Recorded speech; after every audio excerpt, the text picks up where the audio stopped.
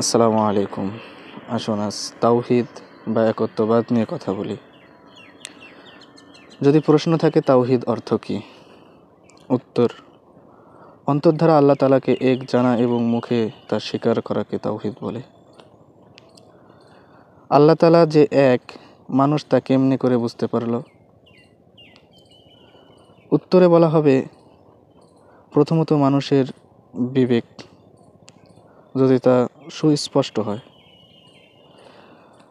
আল্লাহ তাআলার অস্তিত্ব এবং তার এক হওয়ার বিষয়টি বিশ্বাস করে, আর সে কারণেই পৃথিবীতে যত বড় বড় বুদ্ধিমান, বিজ্ঞ ও দার্শনিক জন্মগ্রহণ করেছেন, তাদের সবাই আল্লাহ তাআলা তাওহীদ বা এক হওয়া প্রবক্তা।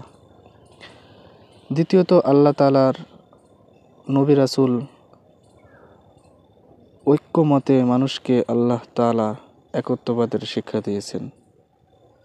তাদের সবাই বলেছেন আল্লাহ এক এবং তার মতো আর কেউ নেই। কুরআনের কোনো আয়াতগুলো দ্বারা তাওহীদ প্রমাণিত হয়? সমগ্র কুরআন মাজিদে প্রথম থেকে শেষ পর্যন্ত তাওহীদের শিক্ষা বিদ্যমান।